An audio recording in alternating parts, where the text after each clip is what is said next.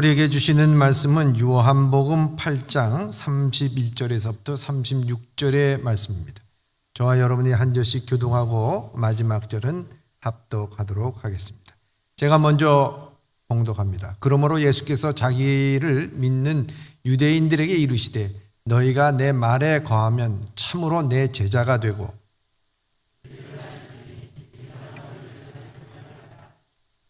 그들이 대답하되 우리가 아브라함 자손이라 남의 종이 된 적이 없거늘 어찌하여 우리가 자유케 되리라 하느냐.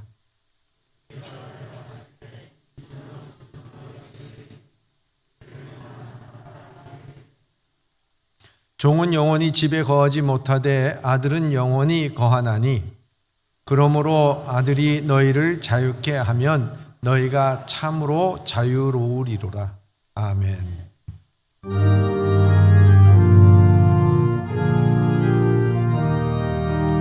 사랑합니다.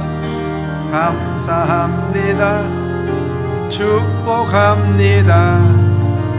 인사 나누시면서요. 사랑합니다. 감사합니다. 축복합니다. 승리하세요.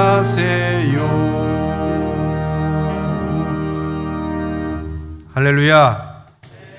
저는 사순절 둘째 묵상으로서 삶의 짐을 내려놓을 때 마주하게 되는 것이라는 제목으로 함께 말씀을 나누고자 합니다. 서머싯 모음이라고 하는 프랑스 작가가 있습니다.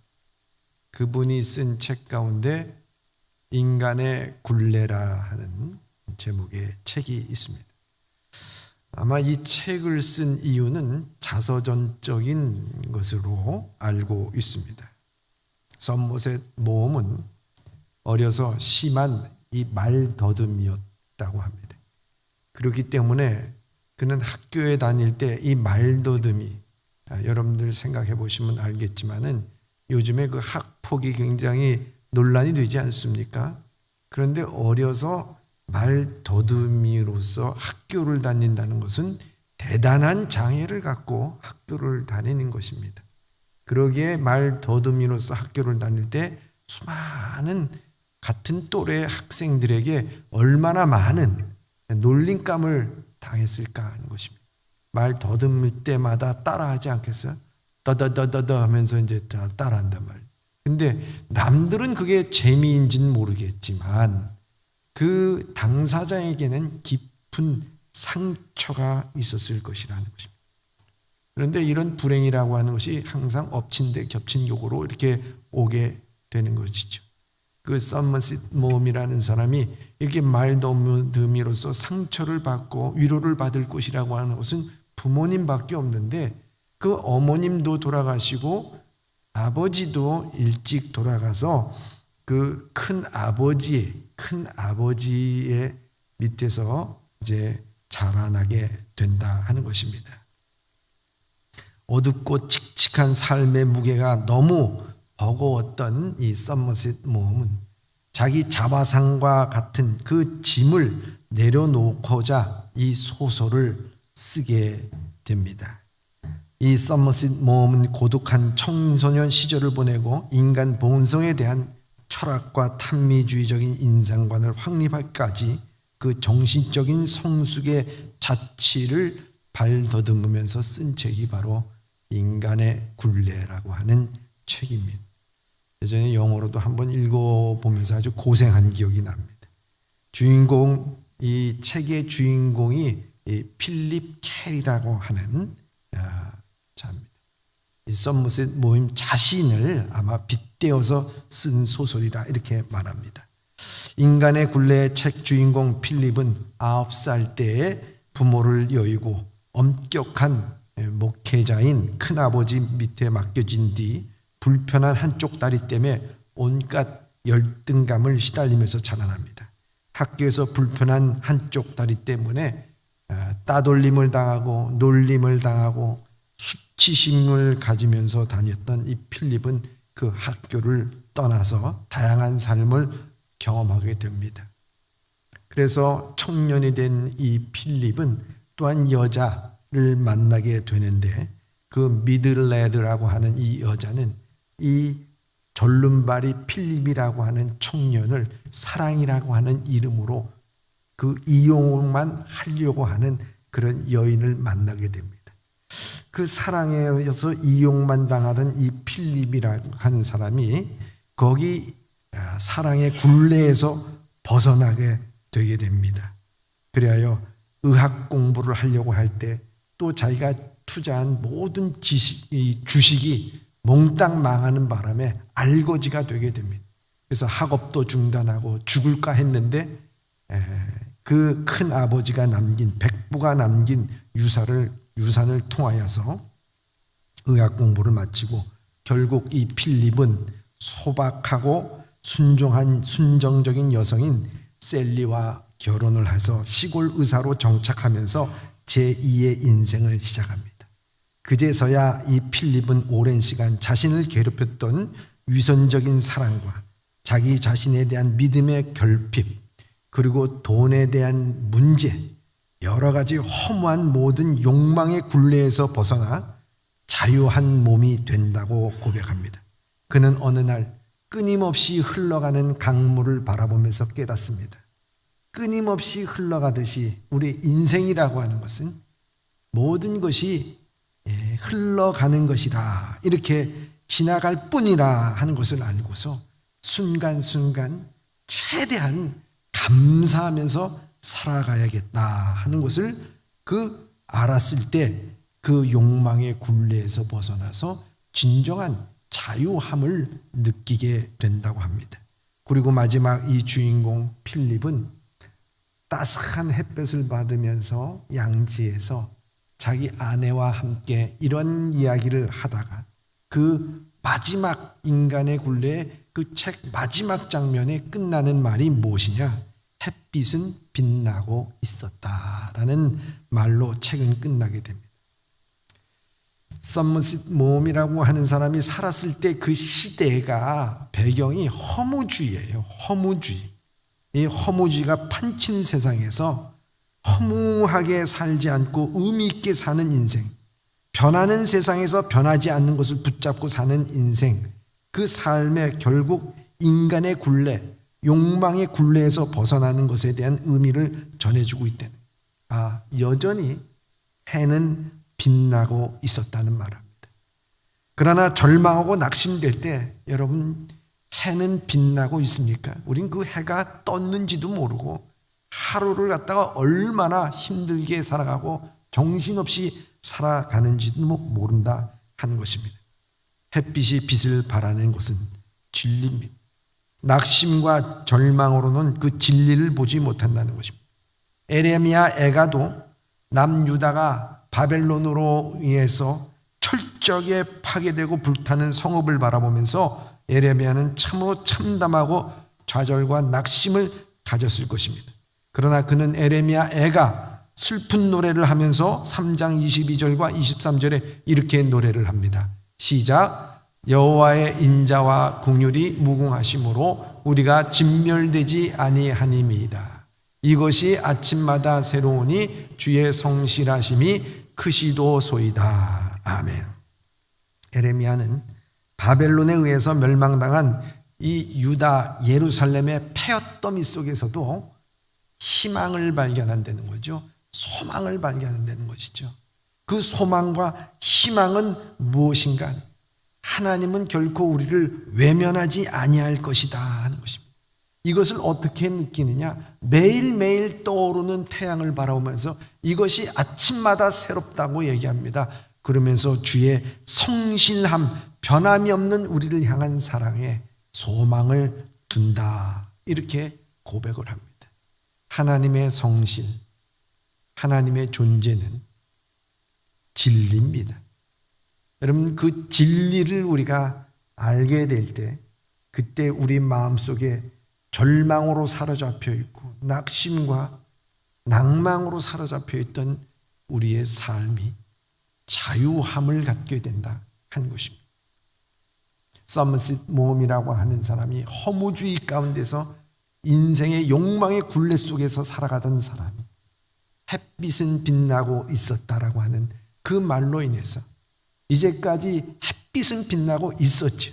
그러나 그것을 보지 못하고 허무하게 살았던 굴레 속에서 벗어나고 나니까 비로소 햇빛은 빛나고 있었다 하는 것을 말하는 것도 똑같은 것이다 하는 것입니다. 그런데 오늘 예수님은 더 깊은 의미에서 진리가 자유케 됨을 우리에게 말씀하고 있습니다. 오늘 32절의 말씀입니다. 시작.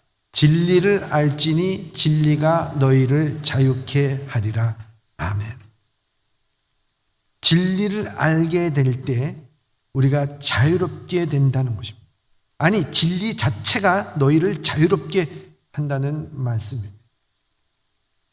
아프리카의 어느 마을에 강이 하나 있답니다. 수심이 별로 깊지 않지만 물살이 무척 세다고 말합니다. 그래서 사람들이 그 강을 건너갈 때에 무거운 돌 하나씩을 짊어진다고 합니다. 왜냐하면 거친 물살에 휩쓸리지 않기 위해서 돌을 짊어지고 건너가는 것입니다. 그것을 강을 안전하게 건너가는 방법입니다. 물에 휩쓸리지 않게 발걸음을 옮길 수 있는 방법이라는 것입니다. 돌이 무거워서 짐 같지만 그 돌의 무게가 오히려 물속에서 휩쓸리지 않는 자유를 준다는 것입니다. 진리는 바로 그런 것입니다. 진리를 알게 될 때, 아니 진리 안에 거할 때 우리는 세상의 거센 풍파와 시류에서 허망한 것에서 휩쓸리지 않고 욕망에 휩쓸리지 않고 교만에 휩쓸리지 않는다는 것입니다. 우리의 길을 갈 수 있다는 것입니다. 그 진리를 안다는 것이 무엇입니까?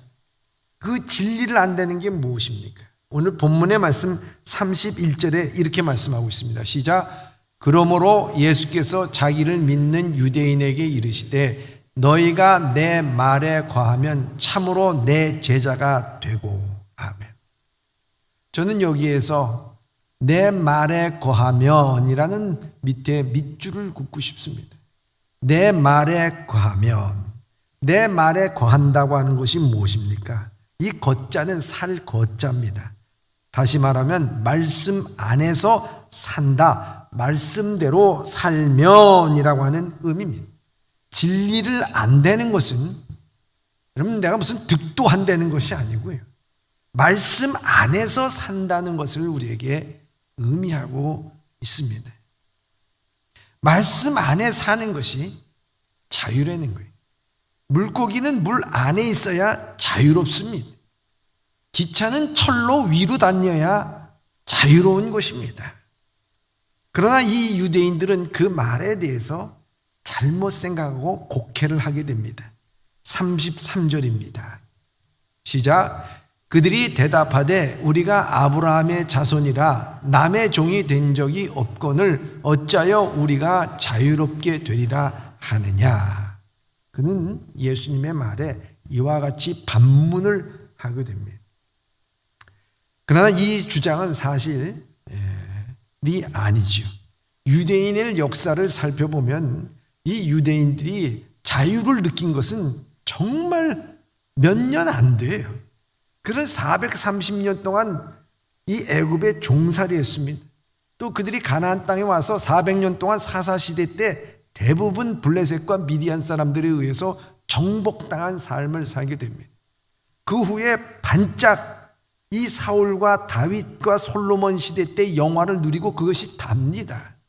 그 다음부터는 남북이 갈라져서 늘 힘들고 어려운 생활을 하다가 마지막에는 바벨론에 의해서 완전히 폐더미가 되고 70년간이나 포로 생활을 하게 됩니다. 심지어 예수님 당시에도 그들은 로마 제국의 지배를 받고 있었습니다. 그러나 예수님의 말씀에 대해 그들은 우리가 남의 종이 된 적이 없거늘 하는 말은 그들은 정치적인 또 자기들의 신념, 자기 생각들이 지배받은 적이 없다라고 얘기를 하는 것입니다. 그런데 예수님께서 초점 맞힌 것은 그 자유라고 하는 것이 정치적이고 신념적이고 내 생각을 지배받지 않았다고 하는 것이 초점이 아닙니다. 인간 내면 깊숙한 곳에서 누구에게도 얽매이게 할 수 없는 자유, 영원한 자유함에 대해서 예수님은 말씀하시고자 했던 것입니다. 그래서 예수님은 이 자유함의 반대인 종이 되는 것에 대해서 말씀을 하고 있습니다. 34절의 말씀입니다. 시작. 예수께서 대답하시되 진실로 진실로 너에게 이르노니 죄를 범하는 자마다 죄의 종이니라. 아멘. 죄는 사람에게서 자유를 뺏어간다는 것입니다. 우리는 죄인입니다. 그러므로 우리가 가만히 있어도 저절로 죄를 짓게 되어 있습니다. 선을 행하는 것이 아니라 죄를 짓는다는 것입니다. 아담 범죄 이후로 우리는 죄의 시스템이 작동되고 있는 거예요. 마치 거대한 공장에서 쉴 없이 돌아가는 것과 마찬가지입니다. 죄의 공장에서 24시간 쉬지 않고 죄를 만들어 간다 하는 것입니다.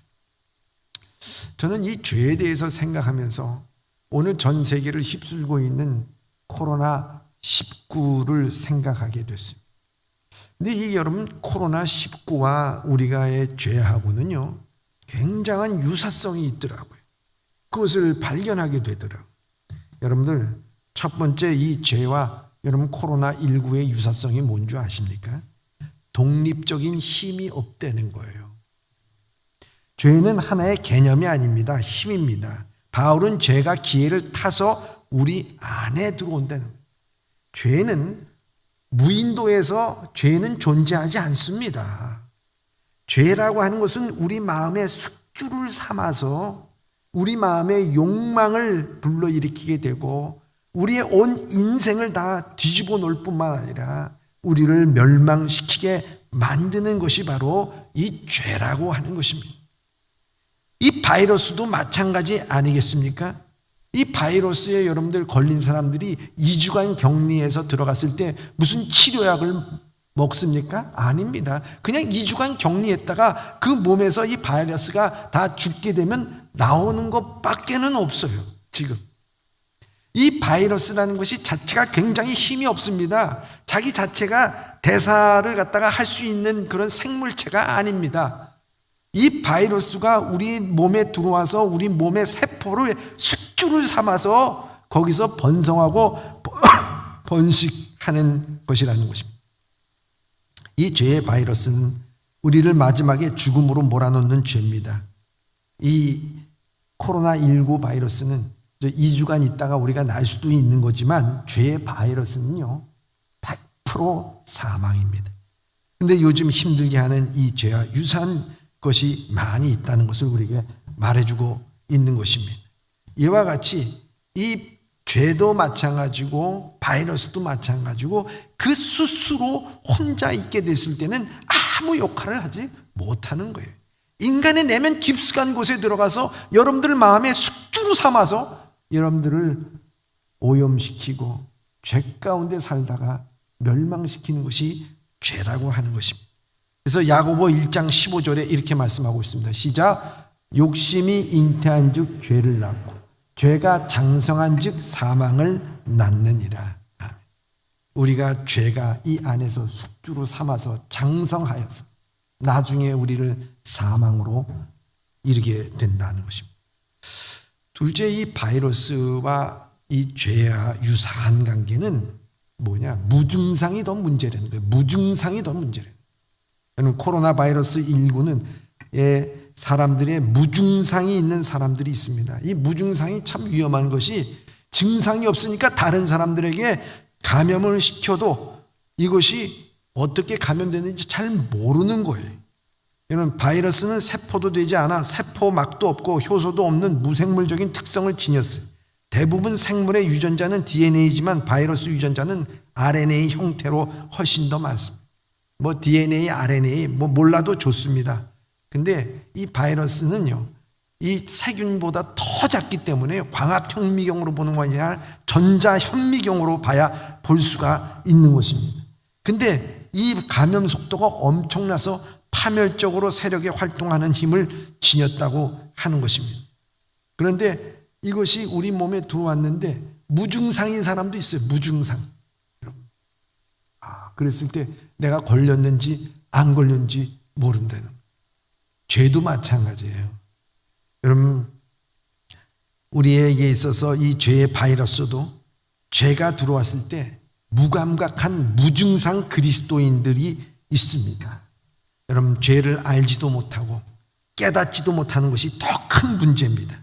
그 한 인간의 몸, 마음, 정서, 관계되는 심각한 영향을 끼치는 이 죄에 대해서 도덕성과 영성을 포함한 모든 것이 약하게 병들게 되는데, 그것에 대해서 제대로 장본인이 그것에 대해서 아파하고 고통하며 하나님, 이 죄에 대해서 나를 구원하여 주시옵소서, 나와 함께하여 주시옵소서 몸부림치면서 주님 앞에 나와야 되는데, 이 죄가 내 안에 있음에서도 불구하고 그것에 대해서 고통을 모르고 무감각해. 하나님의 말씀을 읽지 않아도 무감각하고 기도하지 않아도 무감각하고, 우리의 삶 가운데 주의 말씀으로 내 심령이 어떤 상태인지도 모르고 무증상, 무감각이라 하는 것입니다. 여러분, 예배소서 4장 18절과 20절에 이렇게 말씀하고 있습니다. 시작. 저희 총명이 어두워지고 저희 가운데 있는 무지함과 저희 마음이 굳어짐으로 말미암아 하나님의 생명에서 떠나 있도다. 무감각이에요. 저희가 감각이 없는 자가 되어 자신을 방탕하게 방임하여 모든 더러운 것을 욕심으로 행하되, 오직 너희는 그리스도를 이와 같이 배우지 아니하였느니라. 아멘. 그렇죠. 우리의 무감각함으로 말미암아 온갖 더러운 것을 행하게 된다는 것이죠. 어떻게 보면 우리 이 죄가 무감각하고 한 것이 이 바이러스의 무증상보다도 더 위험하다, 이렇게 볼 수가 있습니다. 셋째는요, 잠복기라는 거예요. 잠복. 코로나19의 잠복기는 2주로 보고 있지만요, 더 길 수도 있다라고 얘기합니다. 잠복기가 있어서 증상이 의심되면 2주간 격리를 해야 됩니다. 죄는 생물학적인 바이러스와 상당히 윤활성을 지켜서 사람 안에 잔입해 들어온 죄는 바이러스는 외적인 증상이 보이기까지 더 오랜 시간 잠복해 있어도 보이지 않는다는 거예요. 이 죄의 바이러스는 하나님의 전자현미경으로 실체가 드러나지 사람의 눈으로서는, 그 증상의 발현으로서는 나타나지 않는다고 하는 것입니다. 여러분들 생각하시기 바랍니다. 다윗이 얼마나 믿음의 사람이었어요? 얼마나 그가 하나님의 마음에 합한 자였어요? 그런데 그는 어느 날 모든 것이 다 이루어진 다음에 밧세바를 보면서 그 마음이 동하여서 죄를 범하게 됩니다.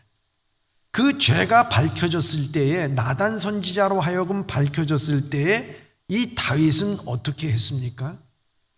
침상이 젖도록 회개하고 기도합니다. 그런데 그 침상이 젖도록 회개하고 기도하는 가운데 시편 51편 5절에 보면 그는 이렇게 기도합니다. 시작. 내가 죄악 중에 출생했으며 어머니가 죄 중에서 나를 잉태하였나이다. 그는 깨닫지 못했어요. 그 마음에 내가 태어날 때부터 내 안에 죄라고 하는 바이러스가 잠복하고 있었던 것을 그는 깨닫지 못했던 겁니다. 그런데 자기가 죄를 짓고 그 죄가 드러나게 되니까 그때서야 잠복기가 끝나고 드러난 자기의 실체가 뭐냐? 야, 나는 태어날 때부터 죄인의 모습이었구나.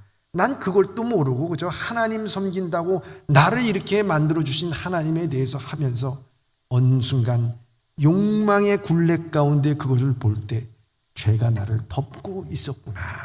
그것을 깨닫게 됩니다. 그러면 우리나라 초대교회 부흥이 일어났던 그 장대한 교회에서도 어떻습니까? 성령이 임하게 되니까 그 가운데 예전에 감춰놓고 있었던 모든 죄들이 다 밝혀지잖아요. 도둑질했던 것, 간음했던 것, 사기쳤던 것, 그래서 회개의 도가니가 됐다고 얘기를 하고 있습니다. 이 죄라고 하는 것이요, 잠복기가 우리 가운데서는 너무 오랫동안 있을 수가 있어요. 마지막 죽을 때에 가서야, 우리가 하나님 앞에 가기 직전에서야 우리의 이 죄가 드러나게 돼서 회개할 때도 있다 하는 것입니다. 여러분, 넷째는요, 변이입니다. 변이. 여러분, 코로나 바이러스가 쉽게 변이가 일어납니다. 그러기에 백신을 개발하기가 참 까다롭다라고 얘기합니다. 까다롭고 백신을 개발했다 하더라도 항체가 생기는 것이 40% 정도면 성공적이라고 말합니다. 신종 변이가 계속해서 이루어지기 때문에 매번 새로운 백신이 개발되어야 된다는 거예요. 여러분, 죄도요 마찬가지입니다. 죄라는 것이요 우리 가운데 다가올 때 한 가지 모습으로만 다가오지 않습니다. 정말 자기의 모습 여러 가지로 변이를 시켜가면서 돈으로도 오고요, 사람으로도 오고요, 사상으로도 오고요, 시기와 유행으로도 오고요, 질투로도 오고요, 남편같이 오기도 하고 아내같이 오기도 하고 자식같이 오기도 한다는 거예요. 자기의 모습을 변해가면서 우리한테 와서 질병으로 다가오기도 하고 전쟁과 기근으로 다가오게 해서 우리가 하나님으로부터 멀어지게 만든다고 하는 것입니다. 주님은 죄를 짓는다마다 죄의 종이라고 말씀하고 있습니다. 죄는 바이러스와 같이 우리 내면에 들어와 우리를 숙주 삼아서 욕망과 교만으로서 우리의 영혼을 병들게 만들고 우리를 무감각하게 만들고 잠복기가 있어서 기회가 되면 항상 우리를 시험하고 유혹하며 언제 어디선지 어떤 모습으로 우리를 유혹하여 넘어뜨릴 수가 있다는 것입니다. 사랑하는 성도 여러분, 살기가 팍팍하죠? 힘들죠? 여러분, 그때 여러분 뭐라고 얘기하십니까? 먹고 살기도 힘들다고 말하고, 야, 요즘 세상 먹고 살기도 힘든데 무슨 신앙생활을 하냐 하면서 푸념할 때가 있습니다. 삶의 무게가 너무 버겁게 느껴질 때가 있습니다. 여러분, 그것이 죄의 바이러스가 우리를 누르고 있기 때문이라 하는 것입니다. 욕망의 굴레, 인간의 굴레에서 벗어나는 것이 아니라 죄의 굴레에서 벗어날 때 비로소 우리가 마주하는 것이 무엇인가? 그것이 바로 자유함이라는 거예요. 자유함이라는 거예요. 먹어도 배부르지 못하고 쥐가 올라도 감사하지 못하고 배워도 열등감에 차 있고 돈을 모아도 부족함을 느끼고 외모를 성령해도 가꾸어도 만족하지 못하고 시간이 있어도 누리지 못하는 쫓기는 삶은 바로 죄의 짐을 지고 있기 때문이라 하는 것입니다. 그런데요, 이 바이러스보다도 이 죄라는 것이 더 무서운 것은 뭐냐? 유전이 된다는 거예요. 유전이 된다는 거예요. 그래서 성경은 아담 한 사람으로 말미암아 죄가 우리에게 유전됐다고 말씀하고 있습니다.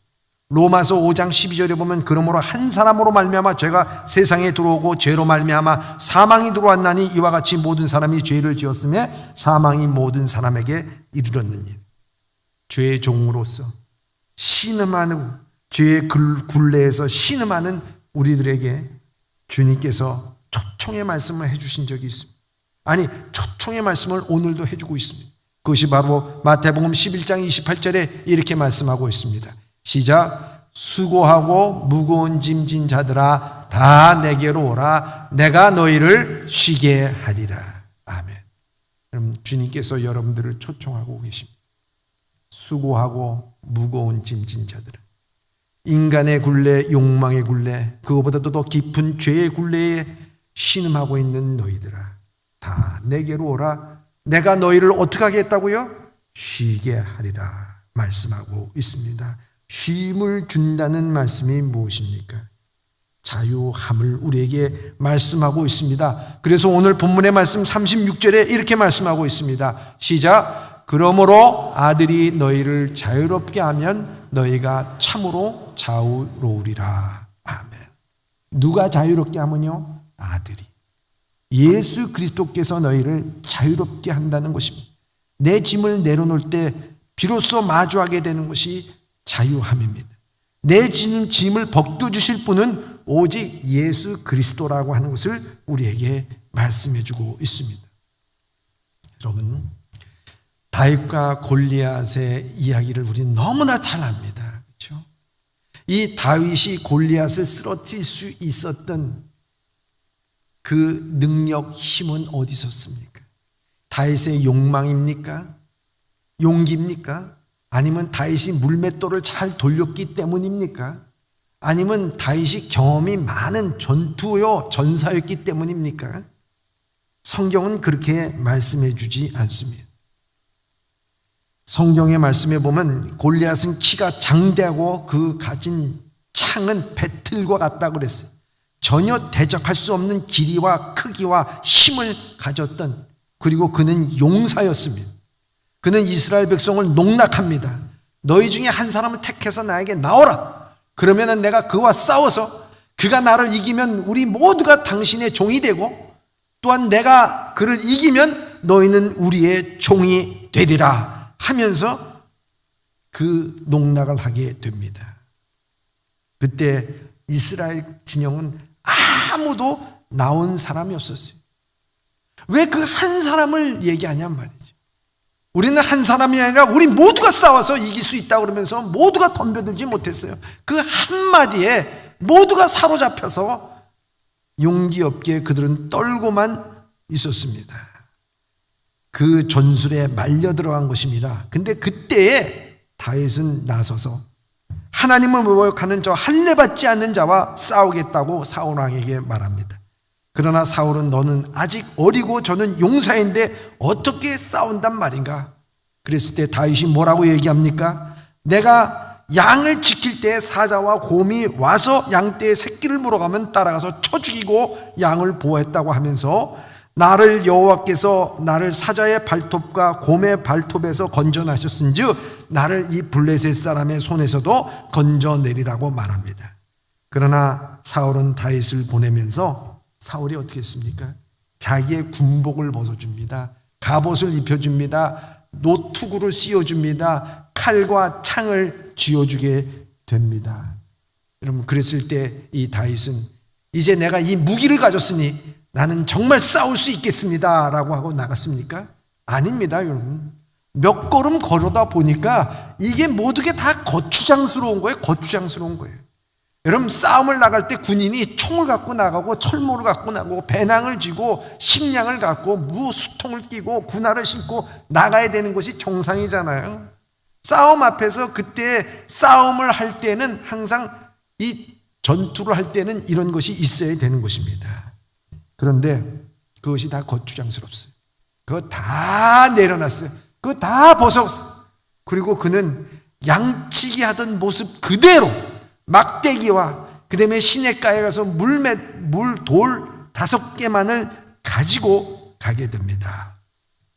그리고 이 골리앗을 보고 내게로 오라 그러면서 올 때에 그는 이렇게 외칩니다. 사무엘상 17장 46절 47절의 말씀입니다. 시작. 오늘 여호와께서 너를 내 손에 넘기시리니 내가 너를 쳐서 내 목을 베고 블레셋 군대의 시체를 오늘 공중의 새와 땅의 짐승들에게 주어 온 땅으로 이스라엘의 하나님이 계신 줄을 알게 하겠고 또 여호와의 구원하심이 칼과 창에 있지 아니함이 무리에게 알게 하리라. 전쟁은 여호와께 속한 것인즉 그가 너희를 우리 손에 넘기시리라. 아멘. 여러분, 그 얘기를 하면서요, 가면서 물맷돌을 돌려가지고 이 골리앗을 맞히게 되고 골리앗은 거기에서 쓰러지게 되고 그 칼로 골리앗의 목을 베게 됩니다. 여러분, 다윗이 골리앗과 싸울 때 그가 가졌던 창과 방패와 칼같이 똑같은 칼과 창으로 싸운 것이 아닙니다. 다윗은 2번씩이나 얘기하는 것은 무엇입니까? 만군의 여호와 하나님이 넘기시겠다고 말씀하고 있습니다. 그는 고대의 전사들이 싸우는 방식이 아니었습니다. 그는 양떼와 이리떼, 양을 지키기 위해서 이리떼와 곰과 사자를 쫓아냈을 때 쓰던 그 방식이었습니다. 갑옷도 입지 않고 투구도 없고 방패도 없고 칼과 창도 없었습니다. 그는 골리앗과 싸울 때 이 모든 것을 사용하지 않았습니다. 아니, 사용하라고 했으나 익숙하지 않고 다 내려놓은 것입니다. 여러분, 나를 보호할 수 있는 전투에서 다 내려놓으니까 다윗에게 보인 게 뭔 줄 아십니까? 다윗에게 보인 것은 오직 여호와 한 분밖에 보이질 않았어요. 오직 여호와 한 분만이 나를 지켜주실 것이고 여호와 한 분만이 나를 위해서 싸우실 것이다 라고 하는 신앙 고백적인 말을 이 전투 앞에서 한 것입니다. 여러분, 그 한 분의 여호와가 보일 때 이 다윗은 어떻게 했을까요? 용감했습니다. 떨리지 않았습니다. 그 마음을 사로잡고 있는 두려움이 없었습니다. 욕망도 없었습니다. 거기에 마주하게 된 것이 뭐겠습니까? 자유함이었습니다. 전쟁 앞에서, 적군 앞에서 내 마음이 자유하다. 그 사람은 승리할 수밖에 없다는 것입니다. 왜 이스라엘 백성들이 이 골리앗을 보면서 두려워서 나서지 못했을까요? 그들이 물맷돌 돌리는 실력이 없었을까요? 아닙니다. 그들 중에는 물맷돌 돌리는 실력이 있는 사람들이 허다했을 것입니다. 그럼에도 나서지 못했던 것은, 그들이 본 것은 여호와 하나님을 본 것이 아닙니다. 그들이 본 것은 골리앗의 그 배틀창과 같은 창을 받고 방패를 받고 칼을 받고 그의 심장을 받기 때문에 무서워한 것입니다. 무서움과 두려움의 굴레에 사로잡혀 있었기 때문에 그 영혼은 자유스러울 수가 없었다고 하는 것입니다. 그것을 내려놓으니까 거기에는 자유함이 있었습니다. 골리앗은 단지 하나님의 심판의 대상에 불과한 것입니다. 우리가 더 이상 내가 할 것이 없어서 좌절할 것이 아닙니다. 인생의 짐을 다 내려놓고 오는 것은 포기하는 것이 아닙니다. 하나님 앞에 맡기는 것입니다. 그때 하나님 한 분만 보입니다. 그때 우리 인생에 마주하게 보이는 것이 뭡니까? 자유함. 이스라엘 백성들, 그들은 자유함이 없었습니다. 죄는 바로 우리에게 하나님 한 분으로 만족하지 못하게 하는 것입니다. 인생에 많은 것이 필요하다고 계속 요구하는 것입니다. 이것도 필요하고 저것도 필요하고 만족함이 없는 것입니다. 부족하도 많아도 누리지 못하고 결국 인생의 굴레, 욕망의 굴레에서 우리의 영혼은 서서히 죽어가고 있는 것입니다. 삶의 짐이 결코 가볍지 않는 것 같습니다. 나이가 들면 자신의 몸도 자신에게 짐이 되는 경우가 흔히 있습니다. 눈에 보이지 않는 정신적인 짐도 많습니다. 걱정과 염려 자체가 하나의 짐입니다. 알고 모르고 짓는 죄 또한 우리의 무거운 짐이 됩니다. 짐을 느낄 때마다 우리는 내려놔야 됩니다.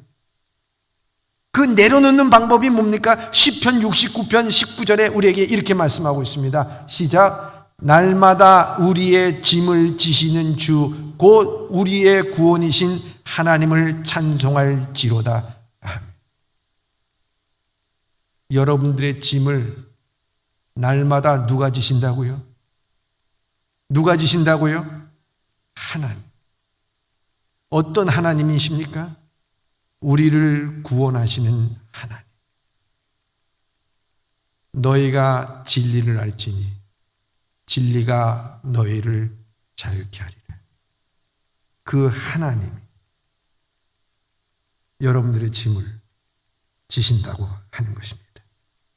여러분, 죄의 종으로 나를 얽매고 있는 죄의 짐을 반복하는 이 죄의 짐들을 하나 둘씩 내려놓을 때 우리가 자유로운 영혼이 된다고 하는 것입니다. 우리가 무거움에 짓눌릴 때마다 먼저 기억하고 붙들어야 될 것은 무엇이냐? 주님은 나의 주인이십니다. 내가 그 주인이신 예수 그리스도가 나를 구원하여 주신다는 것이 진리고, 그 진리를 알고 주님 앞에 내 모든 것을 내려놓을 때 나는 자유하게 될 줄 믿습니다. 이게 자유입니다. 한 장로님이 이런 이야기를 한 적이 있습니다. 자신이 직장 생활을 하면서 고용인으로서 직장 생활할 때는 참 고용인, 그 남의 밑에서 일한다는 것이 참 힘들고 버겁고 힘들다. 야, 주인은 참 편하겠다라는 생각을 했답니다.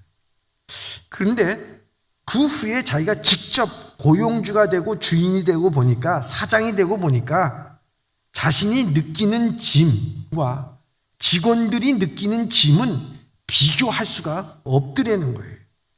그 간격이 얼마나 큰지 뼈저리게 느꼈다는 거예요. 직원들의 문제는 고용주에게 단지 보고만 하면 됩니다.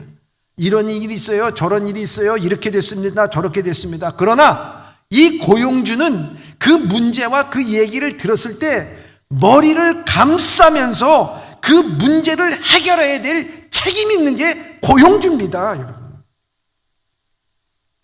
오늘 마찬가지. 여러분들이 무거운 짐, 오늘 주님께서는 다 내게로 오라고 말씀하고 있습니다.